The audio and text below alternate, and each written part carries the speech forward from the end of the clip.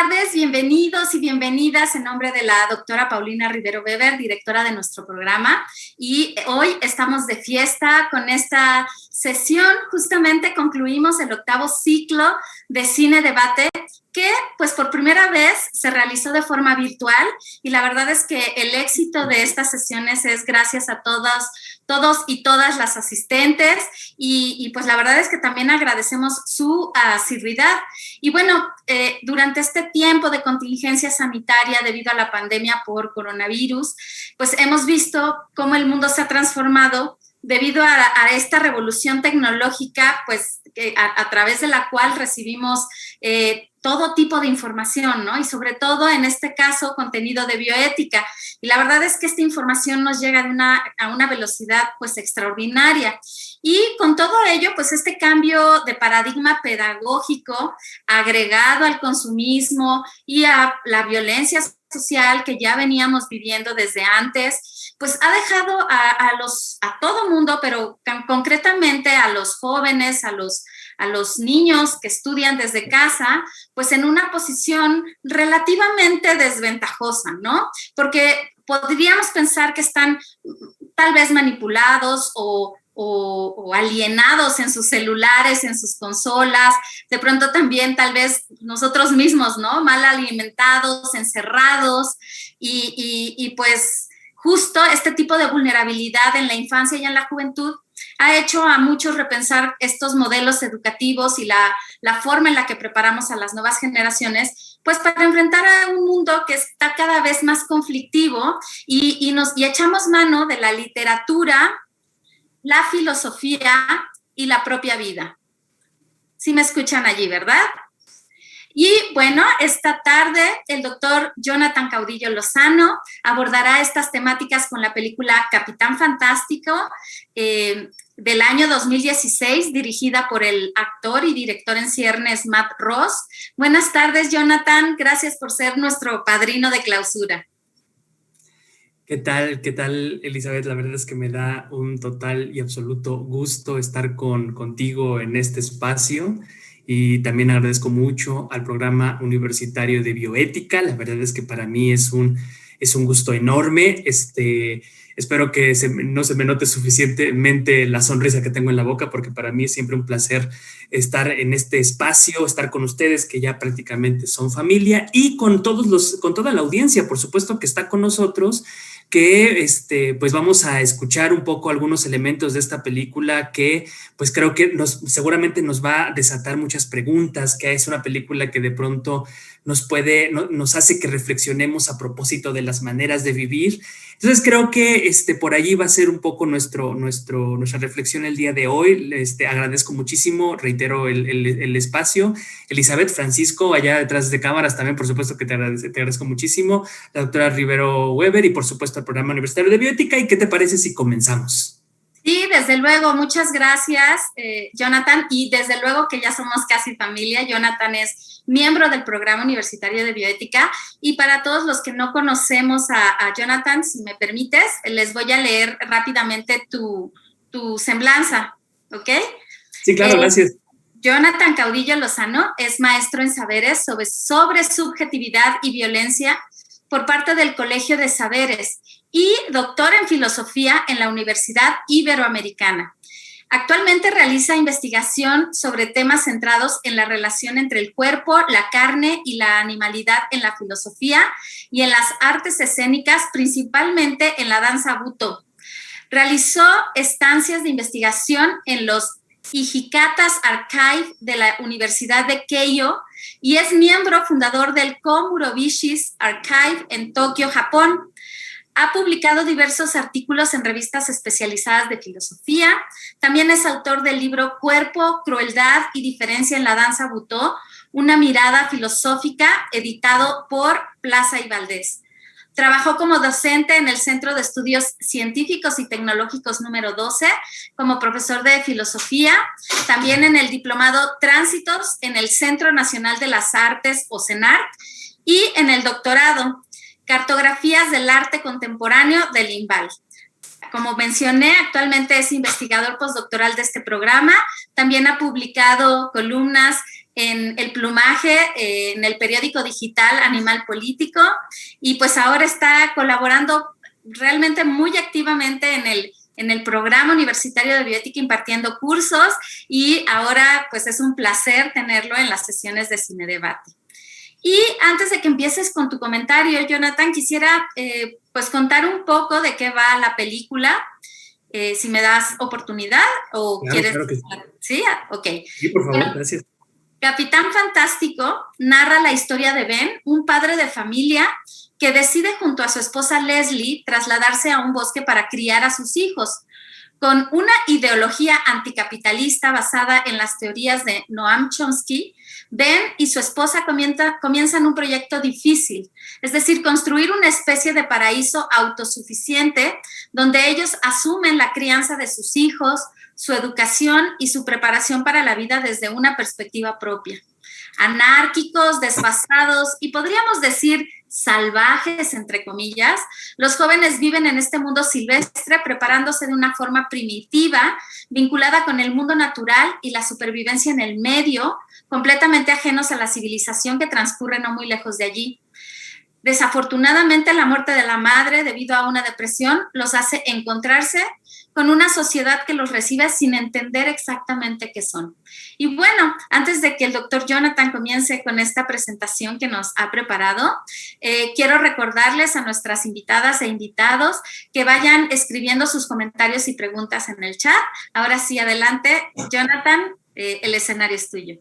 Te agradezco mucho, Elizabeth, perdón que me adelanté, es que ya verás la emoción por comenzar, seguramente me ganó. Te agradezco mucho, Elizabeth. Tranquilo. Muy bien, pues qué bueno que están con nosotros. Antes de comenzar, quisiera contarles un poco de dónde nace mi interés con esta película y sobre todo por qué creo que hay una cuestión de mucha pertinencia que, como bien explicaba Elizabeth hace un momento, tiene que ver con la circunstancia en la que estamos viviendo. Y no solo eso, sino que además estarán seguramente ustedes de acuerdo conmigo de que estas reflexiones bioéticas definitivamente nos demandan un tipo de, vamos a decirle, no necesariamente compromiso en el sentido fuerte, sino una implicación más allá de lo estrictamente teórico, ¿no es verdad? A mí, cada vez que entro más a este mundo de la bioética, me da más la impresión de que hay una especie de exigencia, no exigencia por parte de la bioética, sino yo siento una exigencia incluso conmigo mismo de repensar todas nuestras maneras de vivir. Ese es el asunto, ¿no? Entonces, justamente uno de los tópicos importantes de mi investigación dentro de este programa universitario de bioética ha sido precisamente repensar una muy antigua escuela, una escuela del periodo helenístico, estamos hablando por allí del siglo IV antes de Cristo, una escuela llamada la escuela cínica o el cinismo, ¿cierto? Me parece que hay que decirlo, esta escuela ha sido una de las escuelas más, diría yo, menospreciadas y olvidadas. Yo les he de confesar una cosa, como se los acaba de decir Elizabeth, mi formación viene también de las artes, sobre todo de las artes escénicas, el performance, la danza, el teatro, la danza butó sobre todo, ¿no? Y esta escuela en particular, la escuela cínica, no deja de ser para mí algo particularmente importante porque me parece profundamente performática, profundamente teatral, ¿cierto? Ahorita lo vamos a ver un poco más adelante, pero me parece que hay un asunto en la escuela cínica que creo que tiene mucho que ver con estas problemáticas alrededor de la bioética a propósito de jugarse el cuerpo en la filosofía, jugarse la existencia toda, ¿cierto? Y bueno, pues me parece que esta relación con el Capitán Fantástico pues nos obliga necesariamente a este choque y a esta pregunta sobre si es posible o bajo qué condiciones es posible transformar nuestras maneras de vivir. De pronto, esto que nos muestra el Capitán Fantástico es como un contraste y nos obliga a preguntarnos ¿cómo sería poder transformar mis maneras de existencia, sobre todo en relación a los otros y a aquellos y en esas circunstancias en donde pues tal vez no estén muy favorecidas, ¿cierto? Vamos directamente con, no sé si se alcance a ver mi presentación, sí se alcanza a ver, ¿verdad? Perfecto, gracias. Es que, listo, no sé, no la podía cambiar, pero ya está. Sí, a ver, me gustaría comenzar por una cosa, de una cuestión como de circunstancia cultural, ¿no? Con los cínicos, con los griegos. En el mundo antiguo, la figura del perro en realidad es una figura bastante más importante de lo que parece. ¿Qué quiero decir con esto? Quiero decir que la escuela cínica, como ustedes saben, la palabra cínico viene del griego o kuon, que significa perro. Entonces, si nosotros pudiéramos transformar de alguna manera, esta palabra sería la escuela de los filósofos perros o la escuela de la filosofía perruna, para decirle de otra manera, ¿cierto? Y la verdad es que el símbolo del perro es un símbolo que es particularmente importante en el mundo antiguo, sobre todo porque tiene una ambigüedad muy, muy clara, ¿cierto? Esta ambigüedad, ¿por qué me gustaría dar cuenta de ello? No nada más para regresar a ella como una mención cultural o como un dato histórico nada más, sino que me gustaría que sí retengamos esta condición ambivalente de la figura del perro, porque va a estar muy presente en la escuela cínica también. Digamos que, por un lado, la figura del perro la vamos a encontrar varias menciones en ella, pero particularmente tanto en la Ilíada como en la Odisea, ¿cierto? Hay un momento, como ustedes seguramente recordarán, o si no, si alguna vez vieron la película Troya, bueno, pues tal vez no muy buena, pero es una referencia que podemos tener por allí.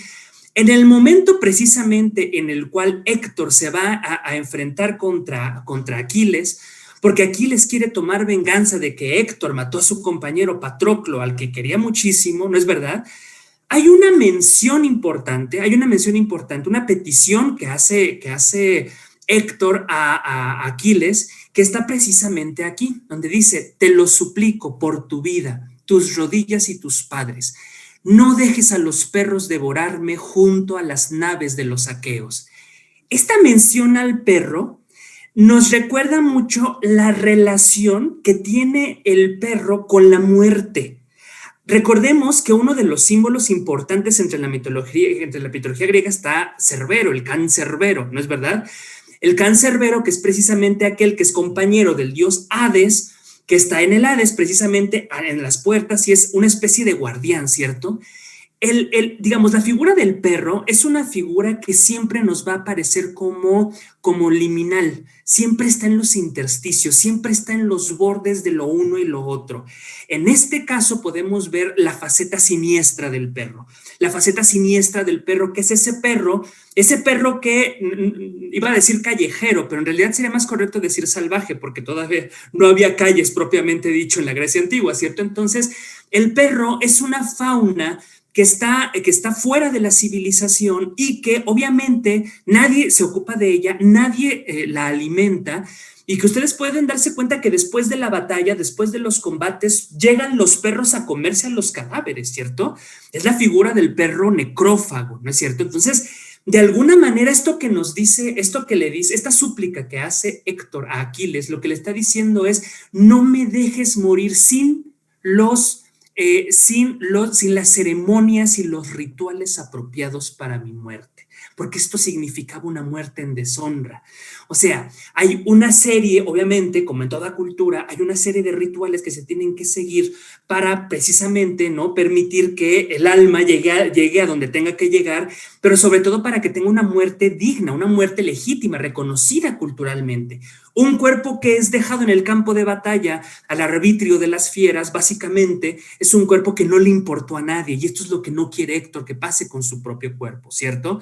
Desafortunadamente, nuestro querido amigo Aquiles, ya saben que le decían el calmadito, ¿verdad? El amigo Aquiles era un tipo bastante impetuoso, bastante bravo, ¿no? Célebre en toda la Ilíada por su actitud bélica, beligerante, ¿no es cierto? Entonces, básicamente no le interesan las peticiones de Héctor, asesina a Héctor y además lo arrastra precisamente para que todos vean que ya mató al gran Héctor, que es el gran héroe de Troya, ¿no? Sin embargo, gracias a la intervención tanto de Apolo como de Afrodita, al cuerpo de Héctor, a pesar de los maltratos, no le pasa nada. Los perros no lo tocan. ni lo toca ninguna fiera. Entonces el cuerpo de Héctor permanece de alguna manera conservado para que cuando llega Príamo después se lo pueda llevar de regreso para practicarle los funerales, los rituales adecuados. Entonces, ¿qué tenemos aquí? La fase, el lado siniestro del perro es el lado de la muerte, el que está cerca de lo otro, de lo radicalmente otro que es la muerte, que es aquello que está más allá de la vida, y él está en esa zona límite. Pero recordemos que también tenemos otra mención importante, que esta la vamos a encontrar en la Odisea. ¿Quién no se acuerda de Argo, cierto? ¿Quién es Argo? Recordarán ustedes que Argo es ese perro absolutamente fiel y amigo de Odiseo, que desafortunadamente tiene que irse Odiseo a pelear precisamente a Troya, y entonces deja a Argo junto con Penélope allí abandonados en Ítaca, ¿no? Entonces, por supuesto que él va a la guerra, evidentemente va a esta vida de los horrores de la guerra, ve toda digamos, ve toda la violencia humana, pero también la violencia de los reyes, ve que allí en la guerra todo mundo se enreda con todo mundo, es una especie de pasión enfermiza, me hace recordarme de pronto a los caprichos, ¿cómo se llama esto? A los grabados de Goya, los desastres de la guerra, ¿cierto? Por favor, ténganlos muy presentes, los desastres de la guerra en este momento, porque de pronto ahí podemos ver cómo Goya también está haciendo crítica de que la guerra, pues no hay ni buenos ni malos, ¿no? O sea, no hay ni ganadores ni vencedores, allí todo se va al diablo, la gente que son víctimas y también los victimarios, ¿no? Allí todo es una violencia que consume a todos. Entonces, Odiseo va a la guerra de Troya, ¿cierto? Regresa. Ustedes saben que regresar, de eso trata la Odisea, solo el regreso de Ítaca es toda una odisea, literalmente. Es precisamente esa travesía del héroe como la que nos habla Joseph Campbell, ¿cierto? Es todo ese cambio, toda esa transformación de Odiseo.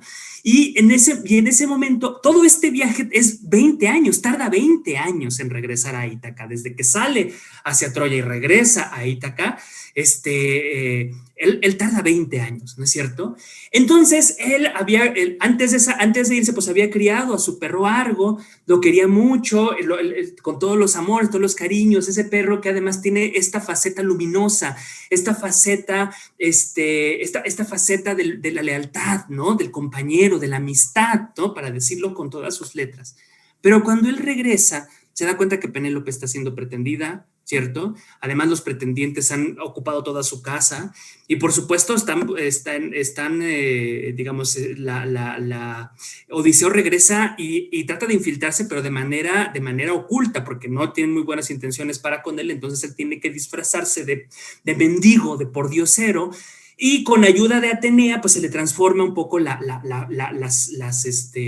rasgos de su rostro, ¿no?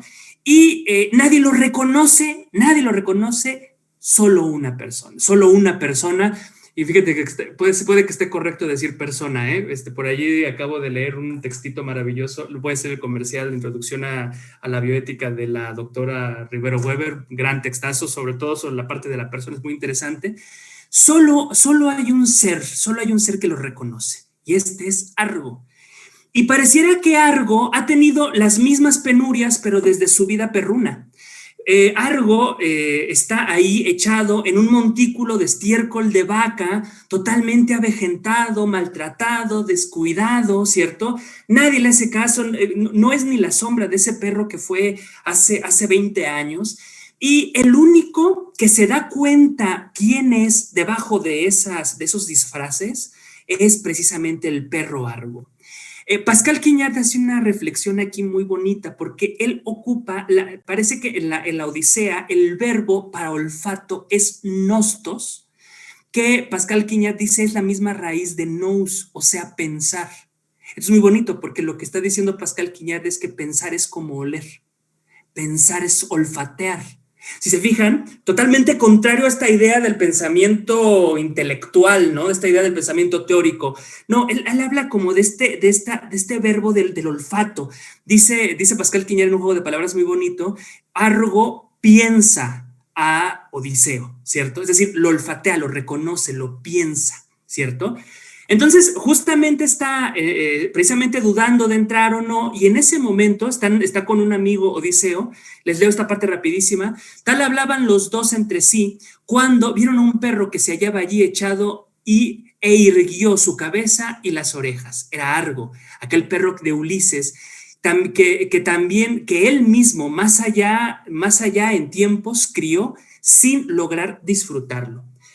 La escena es demoledora porque una vez que Argo reconoce a Odiseo, se da cuenta que él está ahí, se comunica, se hace ver que él reconoce a Odiseo, no tiene la suficiente fuerza para ir con él. No tiene razón porque está muy débil. Lo ve, lo reconoce, hace este gesto muy característico de los perros cuando te reconocen, cuando saben que eres tú, su amigo, mueve la cola, levanta las orejas y en ese momento muere. Pues, la versión occidental de Hachiko, ¿no? O sea, esperó 20 años solo para saber de él y muere, ¿no?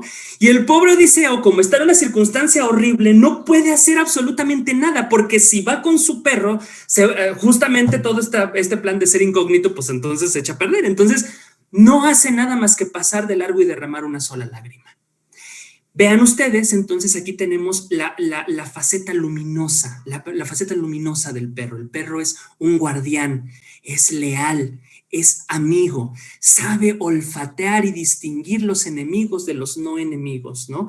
Quédense con esto, porque esto va a ser muy importante para comprender entonces qué significa esta cuestión de justamente la escuela cínica, la escuela de los perros. A ver, algunas características muy generales. La primera es que es una escuela que propiamente no, a diferencia de otras escuelas, digamos, el platonismo, el aristotelismo, pero incluso escuelas más tardías, como es el caso del epicureísmo, del estoicismo, el cinismo no tiene propiamente un sistema, no es una filosofía propiamente sistemática, no es una filosofía propiamente dogmática, ¿cierto? ¿Esto qué quiere decir? Que no tiene estas grandes estructuras, no es una gran teoría explicativa de la realidad, sino que lo que vamos a ver más bien es una especie de actitud vital. Digamos, en la filosofía cínica es una filosofía que necesariamente tiene como superficie de inscripción la vida misma, el cuerpo mismo del filósofo, ¿cierto? Y todos los conceptos y principios de la escuela cínica tienen validez en la medida que transformen fácticamente la vida del filósofo, ¿cierto? Por eso muchos cínicos, si bien es cierto que hay una idea más o menos generalizada de que la filosofía cínica no hizo los grandes textos, como en el caso de los diálogos de Platón, por supuesto, ¿no? En realidad esto no es del todo cierto. Se sabe que los cínicos sí escribieron, aunque no todos. ¿Por qué? Pues porque básicamente la escritura no estaba dentro de sus técnicas más importantes de difusión de la filosofía, ¿cierto?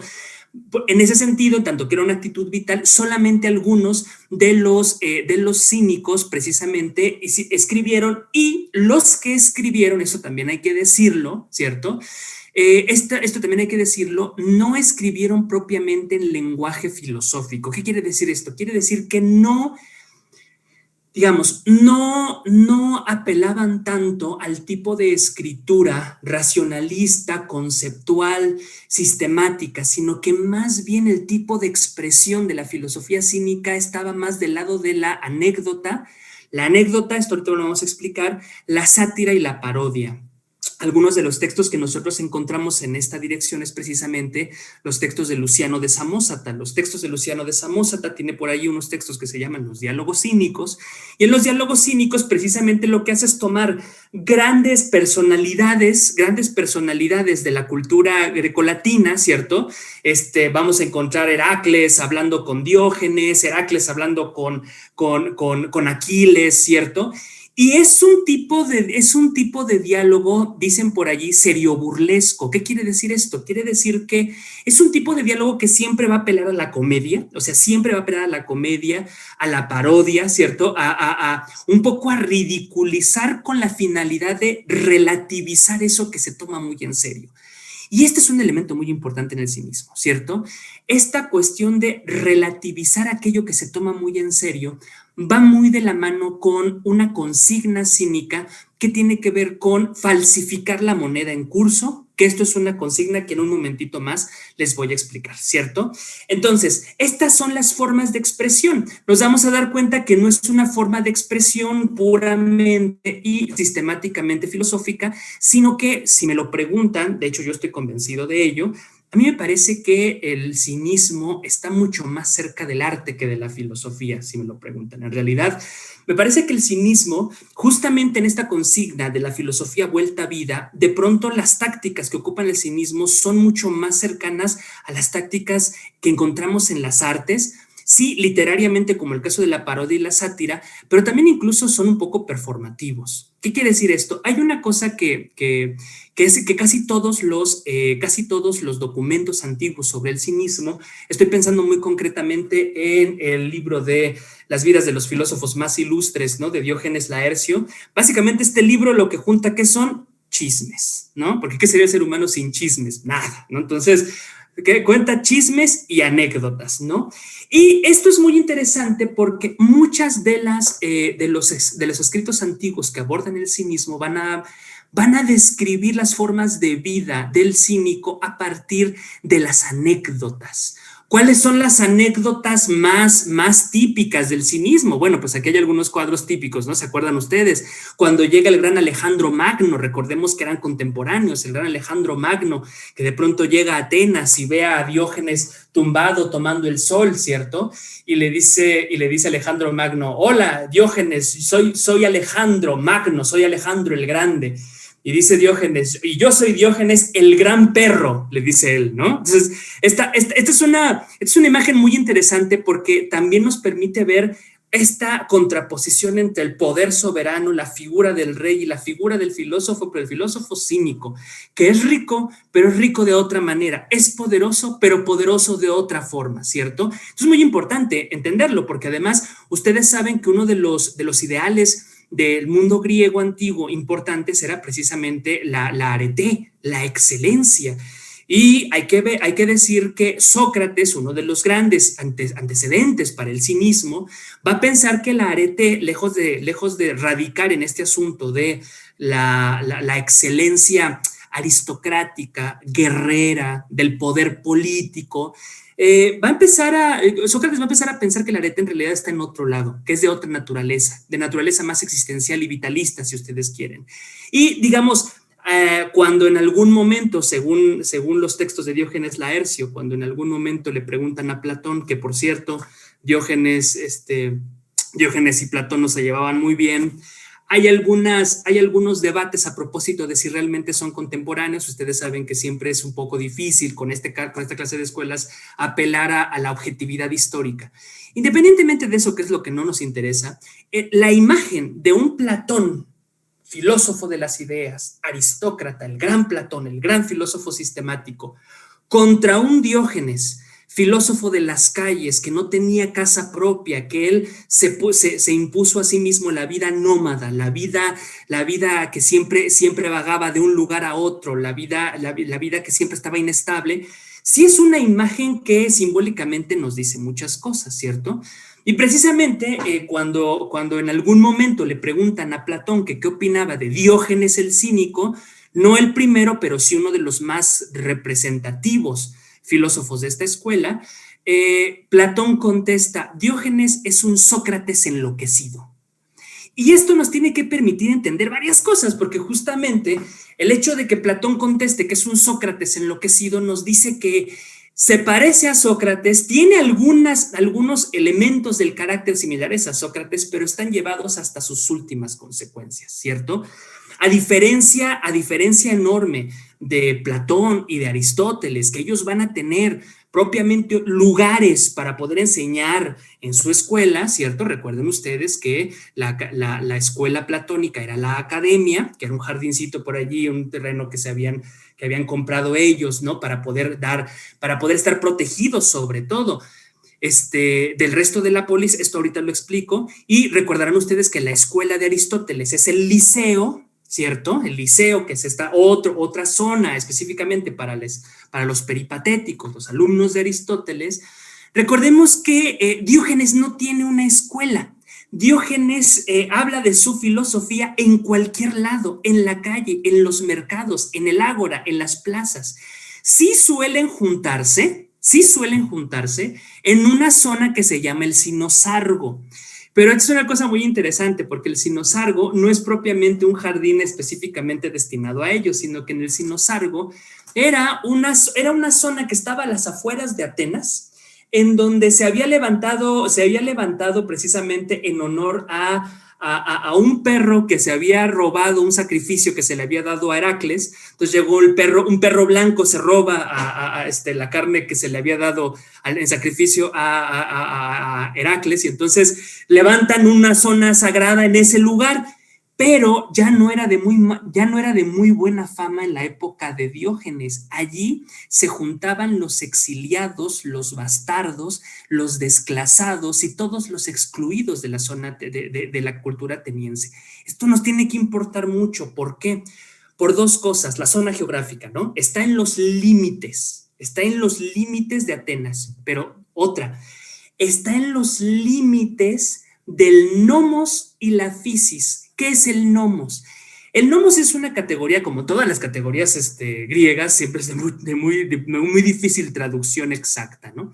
Pero por lo pronto se puede más o menos decir que el nomos está asociado a las leyes, pero sobre todo a la ley humana, a las leyes dentro de la ciudad, no a cualquier ley, sino a la ley específicamente de la polis. Y digamos que en el caso del cinismo tiene más que ver no solo con la ley en el sentido escrito jurídico, sino que también tiene que ver con la moralidad, las costumbres, las convenciones. ¿Me hago entender? Por otro lado, la physis, que es el gran tema de los filósofos de la naturaleza, los mal llamados presocráticos, ¿cierto? Tales de Mileto, Anaximandro, Anaxímenes. Nosotros podemos ver allí que precisamente ellos hablaban de la physis, de la naturaleza, de lo viviente, del ser, pues, ¿no? Ahora ustedes saben que cuando se traduce la physis como natura en latín, pues se le despoja mucho de sus elementos profundos, ¿no es verdad? Porque de pronto pareciera que la naturaleza, pues claro, es eso que está pues en los bosques, es eso que se puede matematizar según la filosofía moderna, ¿no? Pero en realidad physis tiene un cuño mucho más profundo, ontológicamente hablando, porque tiene que ver con todo lo viviente, con todo lo reuniente, con lo vivo en el sentido amplio, pues, ¿no? Los cínicos van a pensar que la physis va a ser una ley mucho más poderosa e importante que el nomos de las convenciones humanas. Entonces, todas las prácticas cínicas que vamos a encontrar siempre están enfocadas, están orientadas a relativizar las costumbres, lo que damos por hecho que es conocido y que es importante, ¿cierto? Relativizar cosas desde la cuestión más moral. ¿Qué quiero decir con esto? Quiero decir que uno de los elementos más característicos para los cínicos era la desvergüenza. ¿Eso qué quiere decir? Quiere decir que los niños y los animales van por la vida sin preocuparse de tener vestido o no tener vestido. El cuerpo es natural y todo lo que hace también. Y si las leyes de la physis son más importantes que las leyes del nomos, pues entonces no hay nada de malo en ir por la vida como los dioses nos trajeron al mundo, ¿cierto? dice por allí Diógenes Laercio, hacían en público todas las prácticas de Afrodita y de Demeter. ¿Qué quiere decir? Básicamente quiere decir que hacían el amor en público y que defecaban en público. Es una manera elegante de decir eso, ¿no? Entonces, estas prácticas básicamente eran prácticas, a esto es a lo que me refiero con la teatralidad cínica, son prácticas performáticas, son prácticas de puesta en escena, es una especie de teatralidad. El cínico está en la zona intersticial, en el dentro-fuera de la naturaleza y la civilización. ¿Qué quiero decir con esto? Quiero decir que no se parece para nada. Algunos han intentado hacer el parangón, pero no son iguales. No se parecen a los rishis, no se parecen a los ascetas de la India. ¿Por qué no se parecen? Por una simple razón. Porque el rishi, en su anacóresis, en su retiro, sí se aleja de de la polis, ¿no? De la sociedad. El cínico no. Las prácticas del cínico deben ser visibles, deben ser percibidas por los otros porque también son una enseñanza filosófica. Y finalmente esto se refiere a la práctica de la desvergüenza. ¿Por qué decir esto? Porque, para muy rápido, en el sinosargo, lo que se pone en cuestión son las jerarquías, como decía hace un momento, morales, pero no solo morales, sino también ontológicas, pues. ¿Qué quiere decir esto? Quiere decir que, como ustedes saben, y ya con esto cierro muy rápido para ya dar pie, como ustedes saben, el mundo griego era profundamente jerárquico. Había jerarquías muy marcadas entre los aristócratas y los esclavos, entre los hombres y las mujeres, entre los animales y los seres humanos. El hecho de que los cínicos se hayan juntado en el sinosargo también lo que nos muestra es justamente este intento cínico por poner en cuestión todas las jerarquías sociales, todas las maneras en las que se organiza la sociedad en función de los más importantes o los menos importantes. De hecho, para ellos, un elemento muy importante de su filosofía, para poder poner en crítica, para poner en entredicho, es el tifos. ¿Qué es el tifos? El tifos se entiende como el orgullo, la altanería. El cínico lo que intentaba era un ejercicio de descentramiento, tanto individual como colectivo. Es decir, tratar de acabar con la altanería, tratar de acabar con el yo, pero no solamente a nivel individual, que para eso tenían sus prácticas, sino incluso la centralidad humana.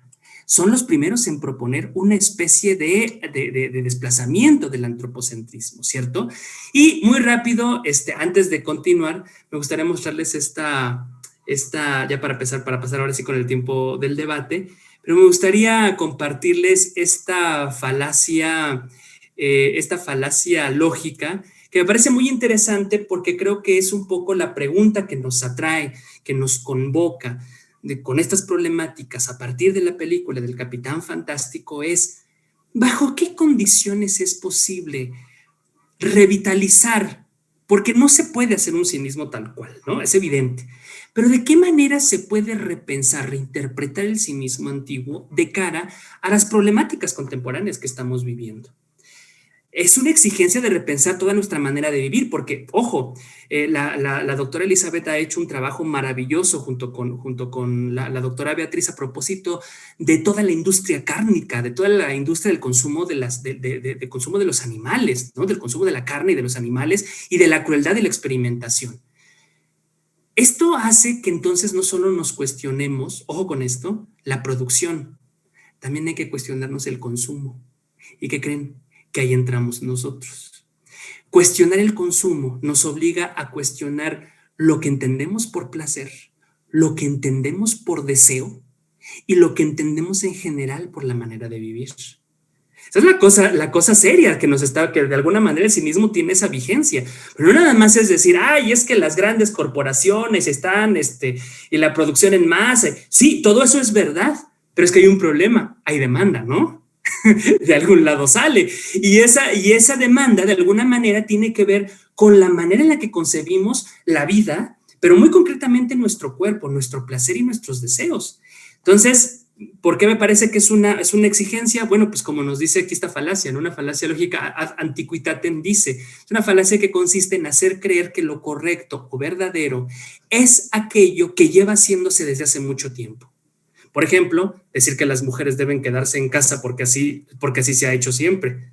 Es una falacia antiquitatem. ¿Por qué? No porque algo lleve mucho tiempo haciéndose se vuelve verdadero. Pues eso es lo que nos está precisamente. Estamos en tiempos que creo que esa es la exigencia. La exigencia es repensar todas nuestras costumbres, todas nuestras repeticiones, todos nuestros hábitos a nivel muy profundo. Y me parece que un poco el cinismo en este diálogo con la película del Capitán Fantástico, pues precisamente nos convoca a esa reflexión. Muchas gracias. Yo hasta aquí dejaría para dar paso ahora sí a las preguntas. Gracias. Uy, excelente reflexión, Jonathan. Muchísimas gracias. La verdad es que cuando ibas platicando de manera muy entretenida y nos ibas poniendo ejemplos, surgían imágenes de la película, ¿no? De la desvergüenza, de soy un perro, de me alejo de lo que se pretende de mí, ¿no? Y en la reflexión, cuestiones sumamente interesantes. Agradezco además muchísimo la mención a mi persona y a la de mi colega, y desde luego que son temas que nos interesan mucho y hay muchas preguntas, afortunadamente. ¡Qué bueno! Con respecto a la película y esto que tú has comentado, por ejemplo, Arely Morales dice, en cuanto a la película, todo es tan interesante que te deja pensando mucho tiempo, principalmente en lo ensimismados que estamos en el consumismo, en cómo la educación y la alimentación pasó de ser algo que se hacía por necesidad a algo a lo que no le damos suficiente importancia. Ferna Cruz dice, ¿cree que la forma de crianza que Ben y Leslie le dieron a sus hijos los hizo de alguna forma más conscientes y sensibles sobre la vida? ¿O, al contrario, los encapsuló en una utopía donde solamente tenían lugar el padre, los hijos y la madre? Es que me pareció intrigante ver cómo, a pesar de que sus hijos parecían ser unos eruditos de nacimiento, al enfrentarse con el mundo real o a la sociedad, despertaron en ellos muchas emociones que no supieron cómo manejar o cómo sentirlas. Y Frida Millán dice, en la parte donde entierran a la mamá, ¿lo que hizo el abuelo estuvo bien? Yo más bien preguntaría, ¿fue correcto? En el sentido de no dejarlo quedarse en el funeral de su esposa, se refiere a Ben, ¿cierto? A ver, para empezar el debate, Jonathan, ¿qué opinas? No, maravillosas preguntas. Fíjate que de hecho le dan al clavo algunas de mis escenas favoritas, ¿no? Creo que una de mis escenas favoritas es cuando, en un acto totalmente cínico, Ben llega a la iglesia con un traje maravilloso color fuchsia. O sea, es una cosa, eso es, además él lo dice, ¿no? Ahí es mi cue, ¿no? Y además se para y dice, a ver, Leslie quería, Leslie era budista, ¿no? Y le molestaban las religiones, organizadas. O sea, esa es una gran escena, ¿no?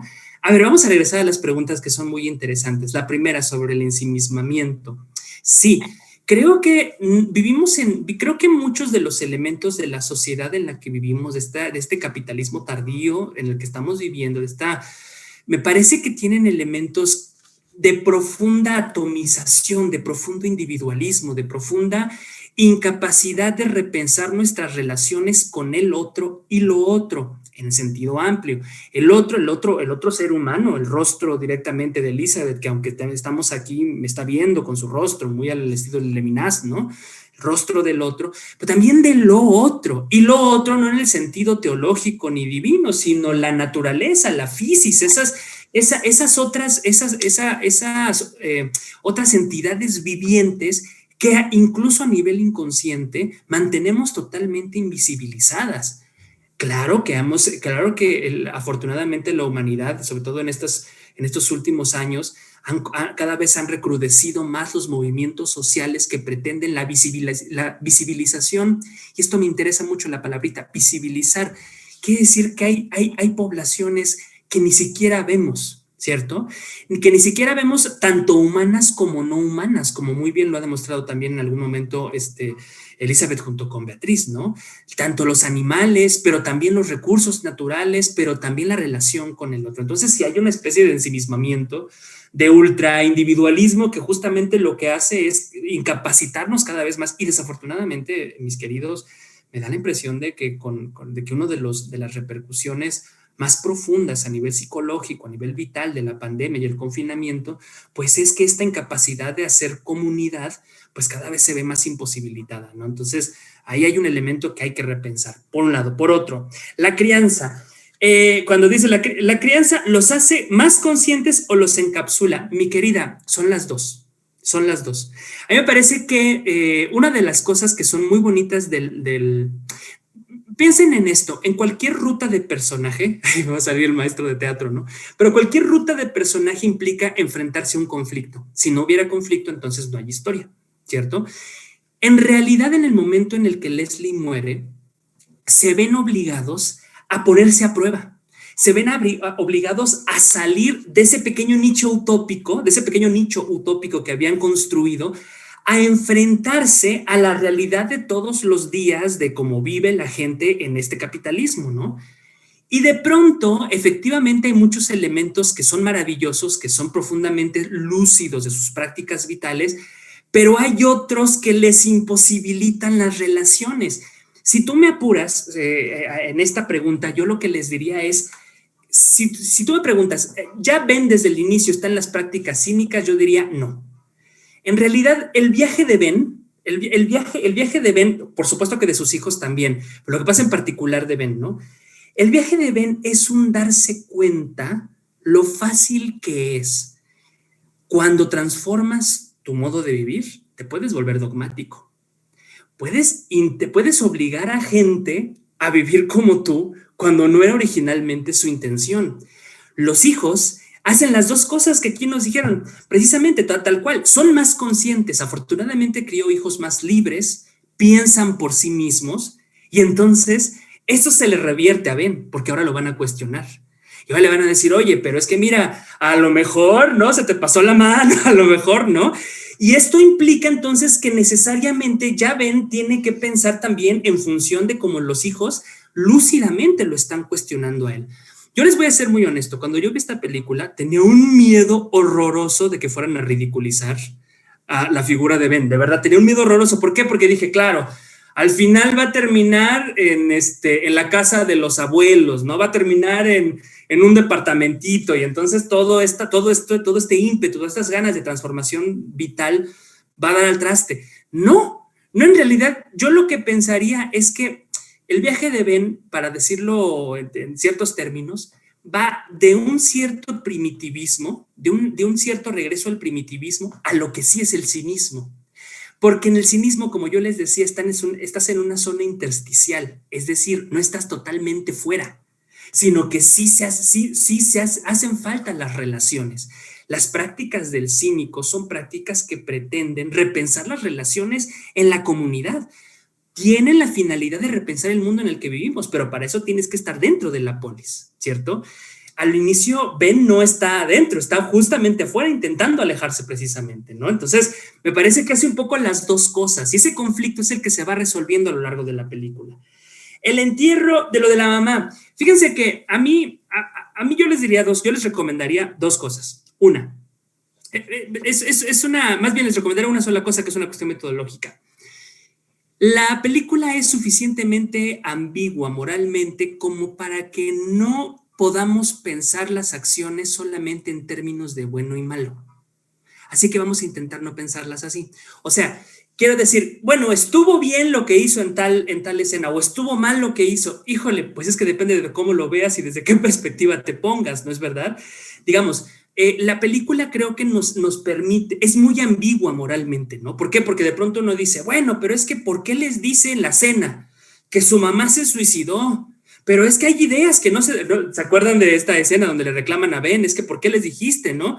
Y dice, pues porque sí pasó. Esto me recuerda mucho a una práctica cínica que se llama parresía. La práctica cínica de la parresía significa, parresía en griego es hablar claro, hablar con honestidad. Fíjense que es interesante porque constantemente Ben es una práctica que tiene con sus hijos, ¿no es verdad? Entonces, vale mucho la pena como reparar en que, pues ahora sí que uno podría decir, bueno, hizo mal en decirles, pues depende de desde dónde estés viéndolo. Si lo ves desde las convenciones y desde la idea que tenemos de lo que son los niños, tal vez sí. Pero una pregunta, ¿los niños son, de qué estamos hablando? ¿De los niños? ¿O de la idea que nosotros tenemos de los niños? Porque la infantilización también es un proceso cultural e histórico. Entonces, a veces nosotros pensamos que los niños no pueden entender o hacer ciertas cosas que perfectamente pueden entender y hacer, y más bien es uno el que tiene los problemas, ¿no?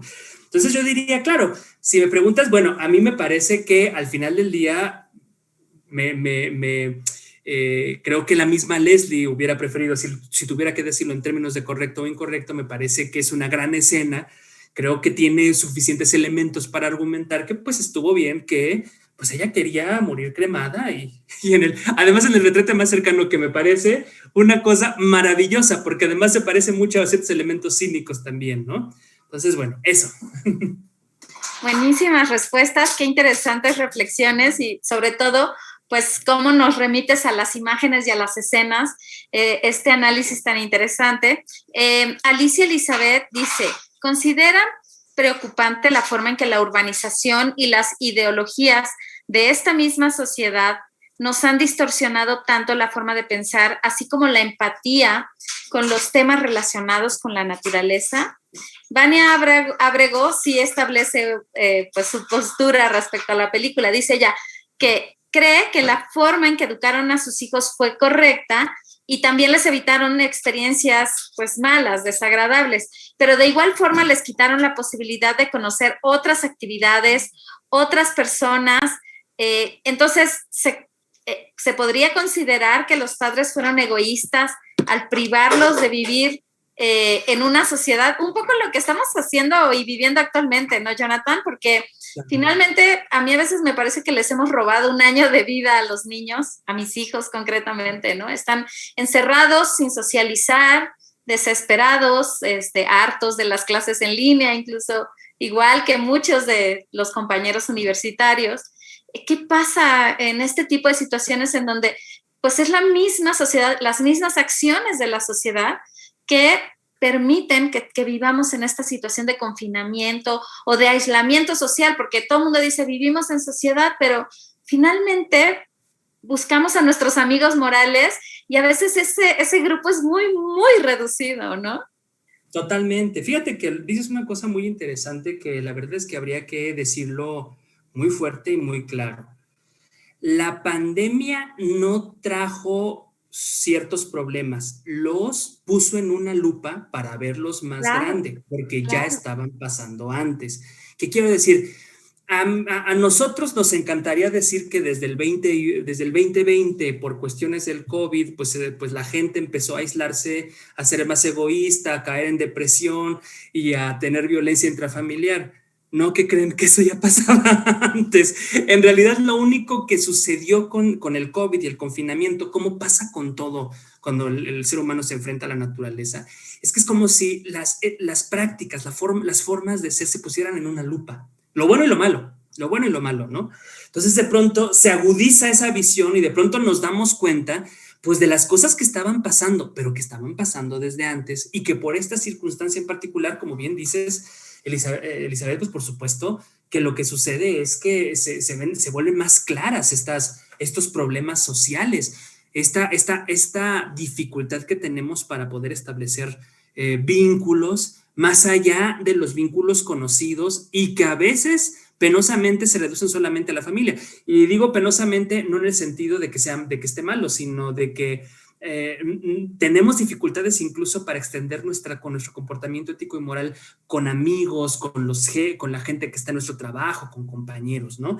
Déjame ir a las preguntas, a esta cosa que dicen muy bien, ¿no? La cuestión de la urbanización y las ideologías, si nos han alterado de alguna manera para esta cuestión de la naturaleza. Claro, es que aquí nos dicen algo muy importante. Y aquí voy a invocar un poco a algunos filósofos de la biopolítica, por supuesto que empezando por Michel Foucault, pero también con Roberto Espósito y con Giorgio Agamben. Todos los dispositivos son dispositivos de subjetivación también.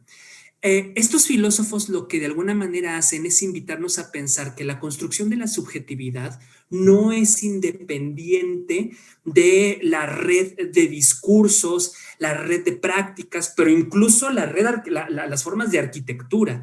¿Qué quiero decir con esto? Quiero decir que la manera de concebir, por ejemplo, el aprendizaje y el cuerpo en Occidente hace que se construyan sillas de cierta manera. Mi cuerpo se amolda a este mueble de esta forma. Entonces, mi atención está condicionada por esta manera de comprender que no es solamente ideológica, sino que se concreta como de manera muy tácita, ¿no? Y en espacios arquitectónicos, en discursos, en prácticas. Entonces, por supuesto, digamos, aquí habría que ser como muy cauteloso en el sentido de no pensar que la subjetividad corre por un lado y las relaciones de poder por otro, sino justamente ese es el problema. La subjetividad es resultado de una serie de procesos de relaciones de poder y de dominación que no son la misma cosa, que precisamente van articulando nuestra manera de entender las relaciones con los otros, pero también con nosotros mismos.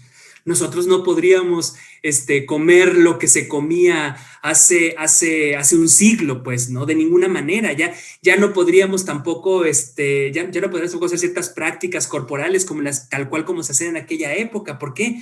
Pues porque justamente la plasticidad de los cuerpos y de las relaciones se ha ido transformando. Entonces, sí. Ahora, esto no es un determinismo, dice Hölderlin. Allí donde está lo que mata, también está lo que salva, ¿no? ¿Esto qué quiere decir? Quiere decir, la plasticidad que nos ha hecho ser como somos es precisamente un horizonte de posibilidad que esa misma plasticidad nos permita ser de otra manera. O sea, la plasticidad con la que nos hemos transformado en lo que somos es justamente por esa misma plasticidad que es posible cambiar, que es posible devenir otros, que es posible transformarnos, ¿no? La cuestión de la crianza y el egoísmo en Ben. Fíjense que esta película se la mostré a mis estudiantes de vocacional y me hicieron una pregunta similar. Si no me parecía que Ben era tiránico. Yo los invitaría a pensar, todos los que tienen hijos y todos los que son hijos, que básicamente es toda la audiencia. ¿Qué padre conocen que no sea tiránico, ya sea con buenas o malas intenciones, mis queridos amigos? Ninguno, les adelanto, spoiler, ninguno. O sea, todos los padres crían a sus hijos de acuerdo a cómo conciben el mundo y hacen lo mejor que puedan. Algunos ven en internet, ven buenas técnicas de crianza, intentan informarse más. Otros, pues bueno, con los elementos que tienen, reproducen un poco lo que se les ha enseñado a ellos mismos, que creen que funciona o que no.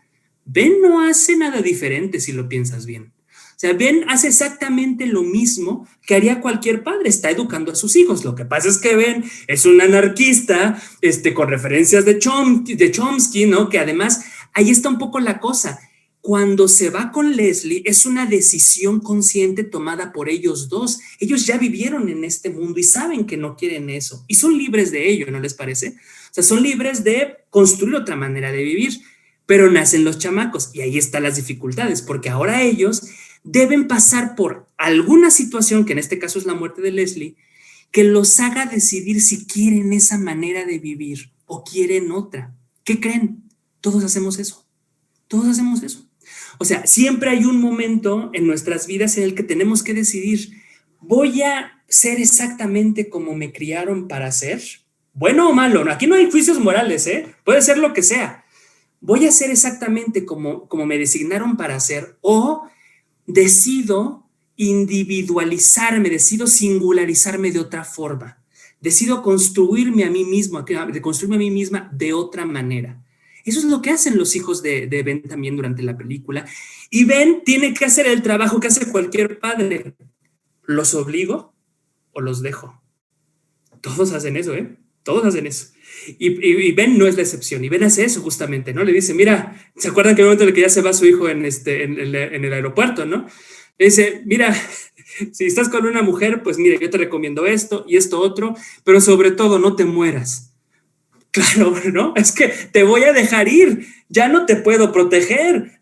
Vaya usted a saber qué te vaya a pasar, ¿no? Entonces, lo único que te puedo pedir es que te cuides. Es lo que haría cualquiera. De pronto nosotros vemos a Ben y decimos, ay, es que qué estricto, ¿no? Híjole, es que los hace leer, qué bárbaro, muy, muy mal ese Ben tiránico. Pues no vayan tan rápido, pues es que hacen lo que haría cualquier padre. Cree, tiene ciertos valores, tiene una concepción del mundo, se la enseña a sus hijos. Lo que pasa es que en algún momento esa concepción del mundo va a tener que entrar en conflicto, va a tener que ponerse a prueba y habrá que decidir, ¿siguen con ella o se transforma y se vuelve otra?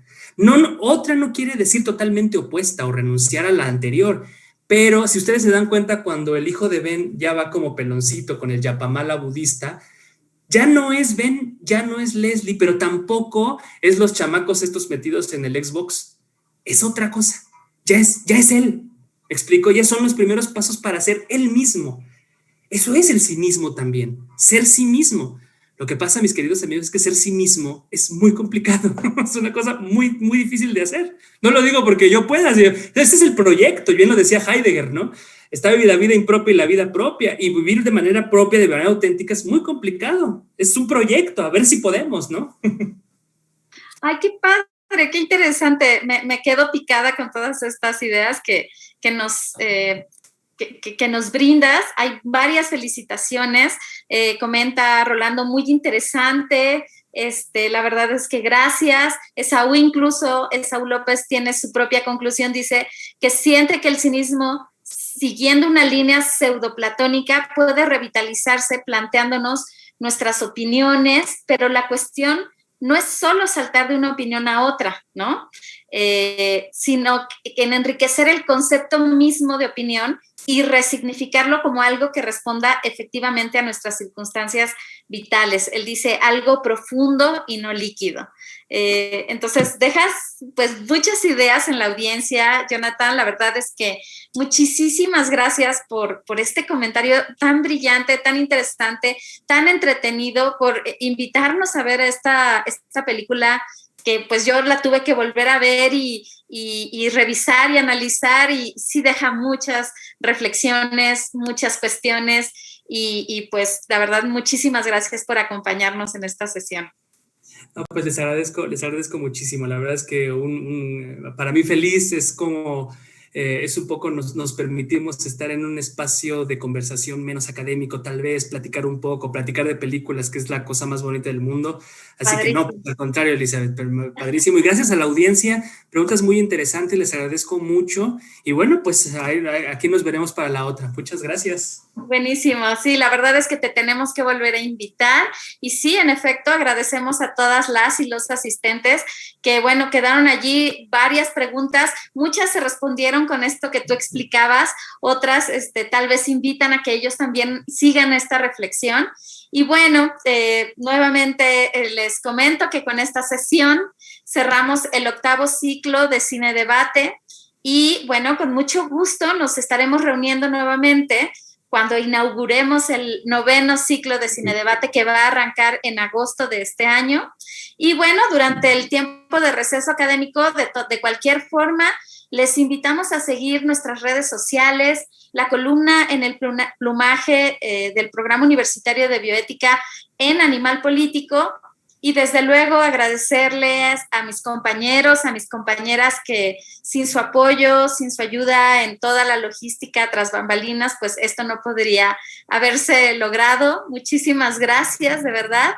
Esperamos que tengan excelente resto de mes y que sigan reflexionando, sigan consultando a los filósofos, que son tan importantes, esta cuestión humanística como lo es la científica, y pues avanzar en este conocimiento. Los esperamos en nuestra siguiente sesión de agosto. Muchas gracias. Gracias a todos.